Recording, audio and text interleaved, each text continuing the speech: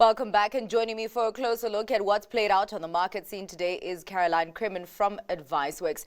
Thank you so much for your time, Caroline. Of course, the trade relationship between the US and China is in focus this week. We do have that deadline tomorrow, but also the deal that the chip companies have made with the US government pertaining to their revenues of chips that they will be selling to China. Just talk to me about how you're reading this situation and this relationship between the US and China right now.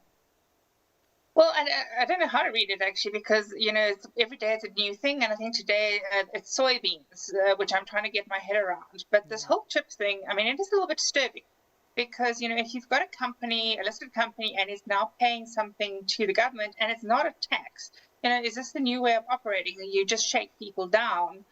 And then what happens to all the security concerns that was the reason for, all of these restrictions in the first place? So it doesn't read well, it doesn't look well, but I think really disturbing from a portfolio manager's point of view. What other little taxes or charges can you actually charge people just to do just to operate their businesses? I find it very disturbing. All right. Well, let's get into some of the company news that came out of the JSE. Something that does look well is the numbers that came out from Rainbow Chicken. They released their annual trading statement.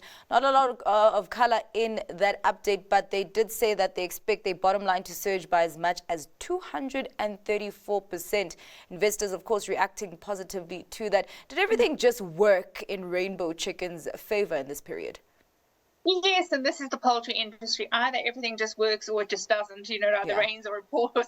But I think right now, Rainbow Chickens, is kind of newly listed or relisted, should I say. This is a nice thing for them. Their low commodity prices obviously doing quite well.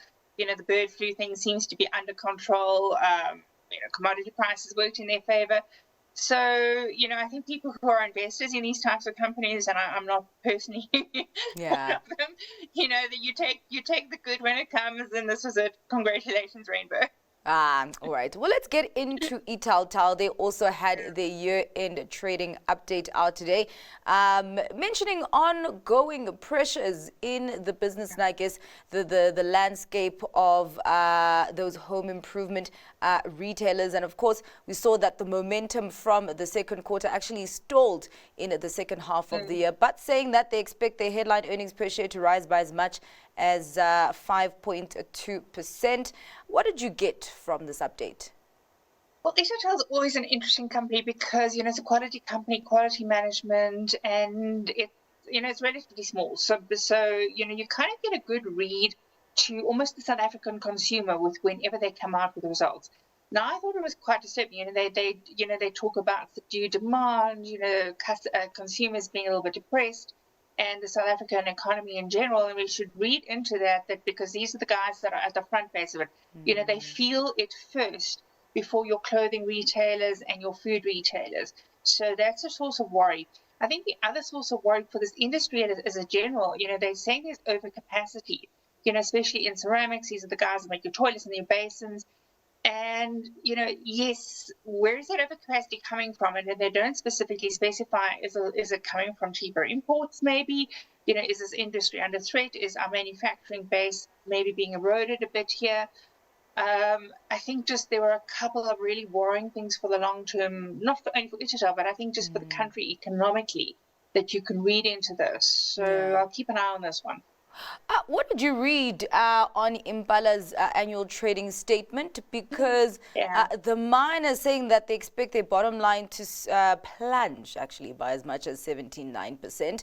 I would think that this is expected, but I did see that the share price was under pressure. I'm not sure if investors are reacting to that or maybe just a broader trend today in the PGM space. Yeah, I think the PGMs were under pressure today, and I don't think part of Platinum's results actually helped. I don't think this was unexpected. I think people saw this coming. PGM prices, we had a big run up at the beginning of the year.